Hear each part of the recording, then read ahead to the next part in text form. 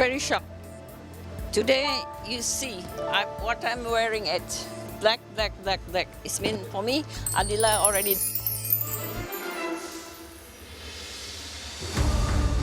Mau mengakui atas kesalahan saya yang di 6 tahun yang lalu, dan di sini saya bertanggung jawab. Hasil tes DNA-nya sudah keluar, ternyata tidak cocok.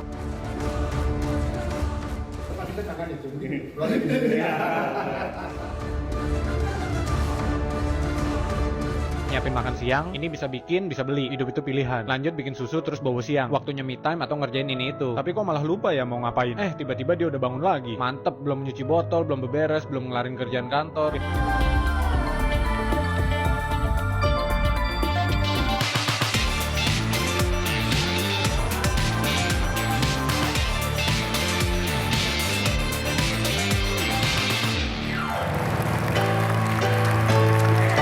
Assalamualaikum, selamat hari Minggu semuanya. Mudah-mudahan hari Minggu ini saat yang tepat sekali, banyak istirahat supaya hari Senin harga naik. Oh salah. Senin kembali semangat, saya Karus. Siap menemani Anda di acara Rumpi dan Secret Facts. Daniel juga semangat sekali hari ini. Ada beberapa bintang tamu dengan cerita-cerita seru yang akan kita ajak ngobrol. Tapi kita ke pojokan dulu yuk. Apa sih berita yang lagi hangat diperbincangkan menjadi sorotan publik ya, yang mengejutkan? Baik itu datang dari dunia nyata maupun dari dunia maya. Oke, ini yang cukup mengejutkan. Ya kan kemarin ada kabar gembira bahwa Bekti dan Dila itu baru melakukan syukuran rujuk gitulah ya. Remarry gitu ya, syukuran remarry. Tapi ternyata di balik itu ibunya Dila itu kemarin juga baru diwawancara dan mengeluarkan pernyataannya bahwa dia sangat terkejut dan dia tidak setuju ya. Bahkan dari sejak tahun 2016 yang lalu gitu ya, ibunya Dila ini sebenarnya sudah punya ganjalan di hati gitu terhadap menantunya ini gitu. Jadi dia bilang kemarin pada saat wawancara dia pakai hitam-hitam gitu sebagai tanda bahwa dia sedih banget dan dia kayaknya udah nggak berkomunikasi dengan baik dengan anaknya sejak 3 bulan terakhir gitu ya. Coba kita lihat, ini cuplikan wawancara dalam bahasa Inggris tapi ada subtitlenya, nanti kita akan beri keterangan untuk lebih jelas lagi. Kita lihat yang berikut. Very shocked. Today you see what I'm wearing it. Black. It means for me, Adila already. As my daughter, she already. Ya, jangan bertanya lagi. Dila itu anaknya siapa, dari ibu siapa. Adila tidak pernah punya ibu. Karena kesalahan yang Bekti bikin sudah tidak terampuni buat saya. So, I cannot open right now apa itu salahnya Bekti, karena saya masih memandang cucu saya. Dila bilang cinta Bekti buat saya pertanyaan besar. Karena dia nggak pernah respect Bekti sebagai suami, dan Bekti orang yang ngeyel. Saya benci yang namanya Bekti. It's 2 months ago. I think 3 months ago, we never talk. Even di dalam rumah, Dila di sini, dia sini tidak pernah melihat saya sebagai ibunya. Tidak pernah. Dia karena itu tidak ada uang buat bayar pembantu, tidak ada uang untuk bayar supir, ya. Harus bayar rumah sakit or something karena perceraiannya. Gitu kalau kita lihat ya, emang benar-benar lagi emosi, lagi marah sekali gitu ibunya Dila ya. Coba kita lihat komentar netizen ketika melihat wawancara ibunya Dila dengan rekan media ya. Ketika sakit ditinggalin, udah sehat mau rujuk lagi, gitu. Yang berikutnya, ntar suami masuk rumah sakit lagi, istri gugat cerai. Yang berikutnya, ini ada juga, ini komentar di mana? Komentar di berita atau komentar di berita rujuknya Bekti? Di berita rujuknya Dila Bekti ya. Selamat ya, bahagia sampai kakek nenek. Rujuk bininya suruh nikah dulu sama orang lain kan. Kemarin kita udah nanya ya Pak Ustadz ya, kalau memang belum ada ikrar talaknya gitu masih bisa untuk rujuk. Yang berikutnya ada lagi, saya bukan penggemar tapi saya senang kalian rujuk. Aku ikut senang kalau kalian rujuk lagi. Alhamdulillah selamat rujuk kembali gitu ya. Ya gitu ya, kalau kita menikah tuh kan memang kaitannya bukan cuma dengan yang kita nikahi gitu. Walaupun kalau udah menikah itu artinya udah dianggap dewasa, harus bisa menyelesaikan masalahnya sendiri. Tapi kan ada pihak orang tua yang ya emang harus dijaga juga silaturahmi hubungannya begitu. Ini kita tunggu aja deh seperti apa kelanjutannya, mudah-mudahan rujuknya benar-benar rujuk sekeluarga besar ya. Ada Kalina kemarin ramai di diberitakan ini juga kemarin sempat check up lagi di Singapura. Hasilnya kayak gimana? Karena dia sempat deg-degan, kemarin ada diagnosanya kok agak membuat dia deg-degan tentang kesehatannya. Ada lagi berita selanjutnya bahwa Kalina ini diminta juga menjadi saksi untuk apa yang dialami oleh Denny Sumargo di tahun 2013. Sedekat apa sebenarnya Kalina sama Denny Sumargo? Curhatnya apa aja? Kita lihat dulu profil Kalina berikut ini. Kalina Oktarani, artis kelahiran 1980 yang mengawali karir sebagai model ini, pernah 4 kali gagal menikah, salah satunya dengan Deddy Corbuzier pada 2005 dan dikaruniai 1 anak. Ibunda Aska Corbuzier ini diminta oleh Denny Sumargo dan Olivia Alan untuk menjadi saksi atas kasus dugaan pencemaran nama baik yang dilakukan DJ Fernie Hassan, lantaran menantang Denny melakukan tes DNA untuk kedua kalinya setelah resmi dilaporkan pada 22 Agustus kemarin. Perempuan yang mengaku dekat dan berteman dengan Denny Sumargo selama 7 tahun ini mengaku tahu kronologi saat Densu dituding memiliki anak dari Fernie pada 2013 lalu. Perempuan yang sedang hobi golf ini pernah didiagnosis kanker serviks usai menjalani tes kanker pada Desember 2022 lalu dan mengaku sempat panik hingga menjalani tes di Singapura, namun ternyata hanya mengidap kolesterol tinggi. Apa yang diceritakan Denny Sumargo pada Kalina sejak 2013 lalu, dan benarkah Kalina saat ini lebih memilih sendiri dibanding terjerat toxic relationship? Saksikan kisah selengkapnya hanya di Rumpi No Secret. Baik, kita sudah bersama dengan Kalina. Kalina ini ada artikelnya ya. Kalina jadi saksi kasus Densu dan Fernie Hassan gitu kan. Kalina, kamu sempat cerita waktu kamu di Singapura lagi medical check up ya? Kemarin sih kalau yang kemarin ke Singapura bukan medical check up. Jalan-jalan. Aku ajak adik aku jalan. Oke, itu kamu sempat ditelepon sama istrinya Denny Sumargo, betul? Tapi kita waktu di Singapura sih kita nggak ngobrol banyak. Nah, pas pulang dari Singapura ya baru ngobrol. Baru gitu. ngobrol. Apa sebenarnya yang diharapkan dari pihak Denny Sumargo dan istrinya? Jadi gini loh, kebetulan kan berapa tahun yang lalu Densu tuh kan sempat ketemu sama aku, kita ngobrol. Memang kita kan teman baik ya gitu. Sebelum Densu nikah sama Ci Olive, aku manggil Ci Olive lah. Densu sempat cerita bahwa dia ada kasus itu gitu kan untuk cek DNA dan segala macam. Nah, Densu bilang sama aku kalau misalkan memang itu anak gue, memang terbukti itu anak biologis gue akan bertanggung jawab kok kayak gitu. Dan aku Densu orangnya tuh dia benar-benar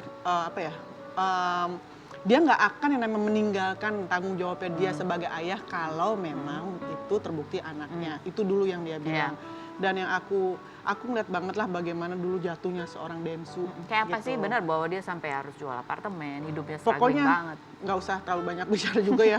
Pokoknya dia juga cerita, gue terpuruk banget lah. Yang aku tahu dia terpuruk Kamu banget waktu saat ketemu itu. sama Densu itu kondisinya lagi apa? Dia lagi apa? Aku kenal sama beliau kan waktu itu kita sempat syuting satu sinetron ya gitu. Nah terus udah gitu kita ketemu ngobrol segala macam. Nah dari ngobrol aku sempat ya waktu pas aku ada masalah juga sama-sama curhat lah. Kita lagi rame-rame tapi kita ngobrol berdua dan ngobrol tentang masalahnya dia. Ya udah kita sama-sama saling curhat. Jadi tahu. Kan pada saat ada gugatan dari Fernie itu adalah di tahun 2013 ya. 2012 kan 2013 ya kalau ya, lebih dong itu pada saat itu kamu udah ngobrol tuh sama dia? Enggak, bukan tahun itu. Jadi Bukan beberapa tahun setelahnya. Pas lagi waktu mulai yang ada untuk tes DNA-nya itu. Oh, sebelum masuk ke tes DNA.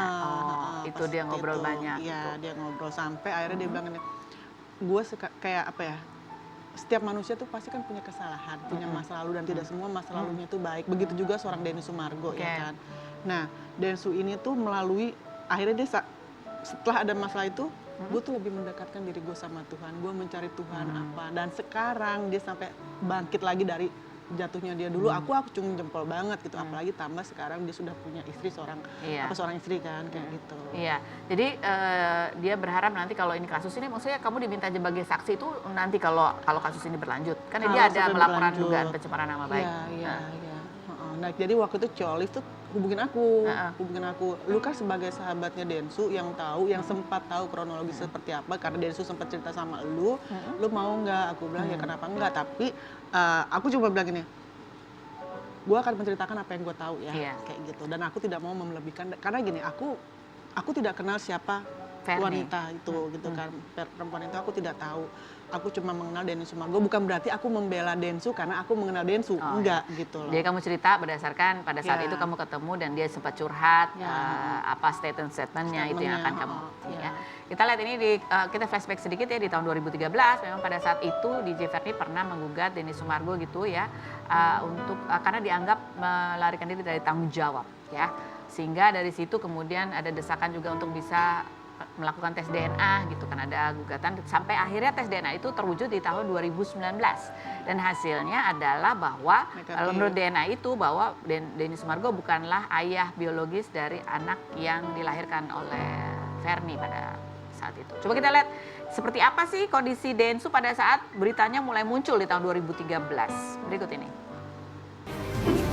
Orang yang saya usir, berapa banyak orang yang saya bilang jangan ada yang bela saya.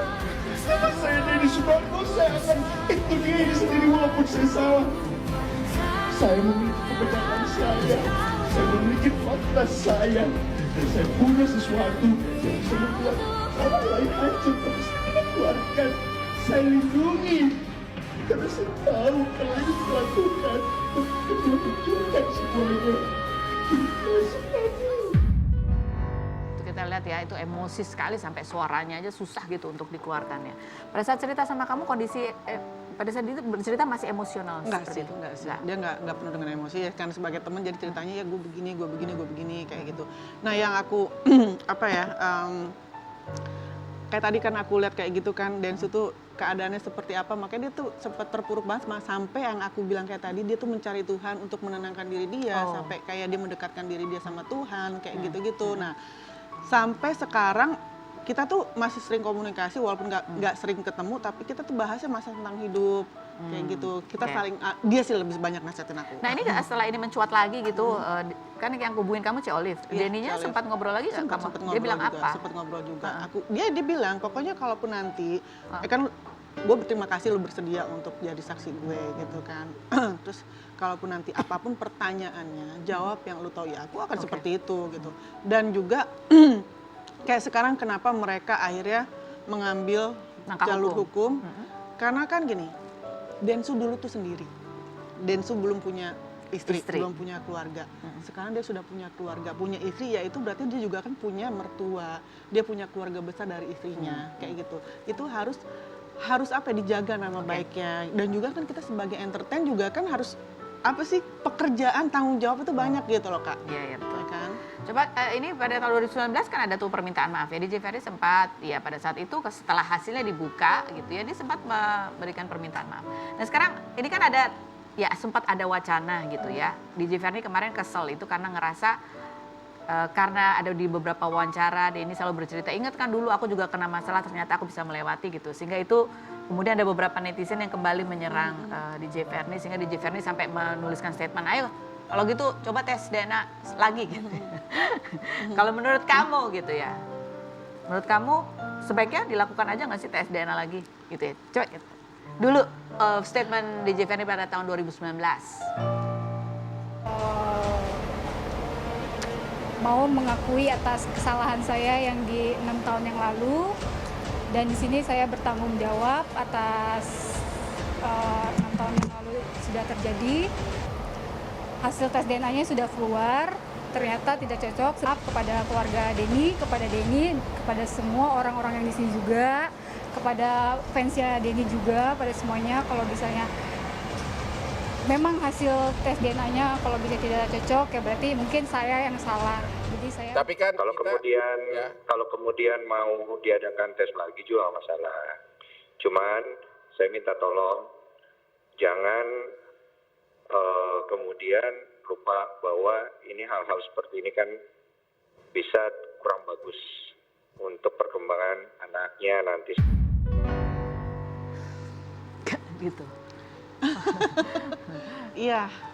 Ya maksudnya ya supaya lebih yakin gitu atau Gini loh, gimana? ini menurut aku gitu ya, setiap manusia pasti kan dia merasa ada ketidakpuasan. Iya. Ini balik lagi maaf ya sebelumnya, aku bukan berarti aku memojokkan pihak manapun ya, pasti ada ketidakpuasan karena yang aku tahu kan saat itu memang dokter itu kan dari pihak Densu ya kan. Nah sekarang kan maunya kan dari pihak yang perempuan itu kan yang mencari dokter dan rumah sakitnya kayak gitu. Nah sekarang berapa biaya yang harus dikeluarin sih kalau kata aku untuk seperti itu gitu loh. Kalau emang dia, tapi sayang-sayang aja kalau kata aku gitu. Menurut aku pribadi. Tapi kalau memang dia tidak puas ya nggak apa-apa. Karena yang aku tahu Densu tidak akan pernah apa ya, kayak tadi tanggung jawabnya dia kalau emang bener nanti hasilnya positif itu anak biologisnya, nggak masalah. Toh juga aku yakin juga Ciolif juga pasti akan terima kayak gitu. Jadi mungkin nih kalau dari sudut pandangnya Denny Sumargo mungkin ada sisi traumanya juga ya. Karena ketika dia melewati istilahnya dia merasa bahwa dia disudutkan, dia merasa sendiri gitu. Itu saat yang sulit buat dia secara mental juga gitu. Karena ya ini ada kaitan juga dengan ibunya pasti juga akan sedih gitu ya. Sehingga ketika dia mengalami ini lagi gitu kayak mungkin itu jadi kayak aduh mengulang lagi emosi-emosi di masa lalu aku gitu bilang gitu loh Karos, karena kan dulu Densu sendiri, bukan sendiri tapi ada ibunya. Itu aja sudah melukai ibunya Densu. Sekarang kan pasti ada istri, keluarga istrinya juga. Nah itulah kenapa akhirnya mereka mengambil jalur hukum. Dan juga Ciolif ini juga kan dia S2 hukum, jadi kan maksudnya dia juga mengerti gitu loh apa yang harus dilakukan. Tapi mungkin di sisi Fernie juga mungkin kalau aku sih melihatnya kalau dia emosi lagi karena memang komentar-komentar netizen terhadap dirinya secara pribadi gitu, dan itu berkaitan juga dengan anaknya, itu memang kejam-kejam juga sih ya gitu ya. Jadi ya udahlah, mungkin kita semoga aja masalah kita ini doakan cepat yang selesai, terbaik ya, yang terbaik. gitu. Terutama buat anak ini juga gitu kasihan. Bisa selesai tanpa harus rame di media. Baik, ya sekarang kita ke Kalina. Ini kemarin juga ada artikel salah diagnosis. Kamu sempat ada ya, kamu sempat periksa gitu kan? Sempat ada hasilnya juga yang mengkhawatirkan gitu tuh. Emang kamu rutin ya periksa? Iya kan pap smear? Pap smear. Jadi waktu pas di awal tahun, akhir tahun lalu di Desember aku tuh kan periksa di salah satu rumah sakit Jakarta. Nah hasilnya itu aku didiagnosis sakit cancer. Adalah sel-sel gitu ya. Gitu. Terus? Jadi diduga gitu. Takut dong karena kan almarhum mama juga kan sakit, meninggal karena sakit itu kan cancer. Akhirnya aku cari second opinion. Aku pergilah di awal Januari ke Singapura. Aku ke Singapura. Karena itu kan aku baru periksa serviks itu kan di Desember, jadi aku harus cari jeda dulu gitu. Nah di Singapura aku harus tunggu lagi 1 minggu untuk hasil itu rasanya aku 1,5 bulan udah tunggu lagi 1 minggu tuh rasanya kayak gimana gitu loh. Alhamdulillah hasilnya negatif dan pokoknya bersyukur banget. Aku nggak tahu lagi harus bilang apa karena rasanya gimana sih kalau misalnya perempuan didiagnosis cancer rahim kayak itu lega banget. Cuma memang aku harus periksa lagi nanti. Harus rutin ya? Harus rutin. Karena gitu. ada riwayat keluarga. Ada riwayat dari mama. Oke, baik. Dan nanti akan ngobrol lagi sama Kalina gitu ya. Ini udah senior tapi masih badannya tuh masih keren banget ya. Masih tegap gitu ya. 70 tahun loh. Masih keren ya. Ada Pierre Gruno. Kita lihat dulu profilnya berikut ini. Pierre Gruno, aktor kelahiran 1953 yang pernah mengawali karir sebagai peragawan tahun 1971 dan pernah membintangi film The Raid ini, 17 Agustus kemarin bebas setelah berdamai dan restoratif justice-nya dikabulkan atas kasus dugaan penganiayaan yang dilakukan Pierre pada 30 Juni 2023 di sebuah bar hotel. Pria yang mendekam di tahanan selama 36 hari ini mengaku kejadiannya bermula karena ia tersinggung dengan gestur korban yang sinis ketika disapa. Pria yang sempat gagal berumah tangga dan dikaruniai 2 anak ini setelah 19 tahun menduda menikah lagi dengan Carolina Samalo yang 18 tahun lebih muda pada 2004 dan dikaruniai seorang putra. Guru akting, etika berbusana, dan body language ini mengaku pernah dipukul ibu-ibu di supermarket yang kesal dengan akting antagonisnya. Apa pelajaran diambil Pierre Gruno dari kasusnya? Dan bagaimana caranya mempertahankan eksistensi di dunia entertainment? Saksikan kisah selengkapnya hanya di Rumpi No Secret. Sudah bersama dengan Pierre Gruno. Ini kalau kita lihat di sinetron atau film itu biasanya kan perannya itu orang-orang kaya, yang judes. Kalau enggak menjadi penjajah Belanda. Gitu ya. Nah kemarin juga berita yang terakhir ini baru bebas setelah 36 hari, sempatlah sekolah dulu ya. Sekolah dulu. Itu sempat cerita bahwa itu adalah pengalaman sesuatu yang membawa hikmat yang baru gitu buat seorang Pierre Gruno. Nikmat sih enggak ya. Gak pegang handphone, gak nonton TV. Gak ada handphone, gak nonton TV, tidak lepas dari kerangkeng 24 jam. Jadi mau ngobrol gitu. Oh my God, sesusah-susahnya gue gak pernah sesusah menderita ini. Itu pengalaman tak terlupakan ya. Pengalaman tak Pak, yang paling masih keinget banget susahnya tuh apa? Yang paling, ini. Saya nggak biasa kalau ke toilet jongkok. Iya. Untung toiletnya kecil, jadi saya bisa pegangan pintu. Kakinya panjang gitu ya. Bener udah nggak bisa gitu. Ya oke lah. Sama tidur di lantai. Itu yang bikin berat karena ya badan tua gini kan pasti pinggang kena, ini kena ya kan. Itu nggak enak ya karena Nggak enak. Nggak enak Lecet di banget. kaki, tumpinggul, aduh. yalah. Dan ada efek lainnya nggak sih sudah 36 hari gitu? Secara emosi gitu ya? Itu kan Secara pengalaman nggak enak. emosi saya berubah. Berubah? Ya, berubahnya kembali ke zaman yang saya muda itu. Yaitu? Jadi premanismenya keluar. Astaga. Nah, itu yang saya akhirnya saya menghindar. Akhirnya saya bilang sama istri saya, keluarkan saya.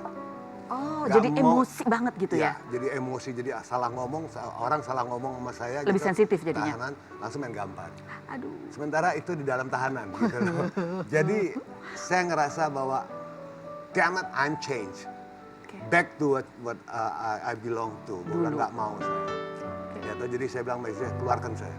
Gimana caranya ganti lawyer atau whatever, pokoknya saya harus keluar. Akhirnya diganti lah gitu.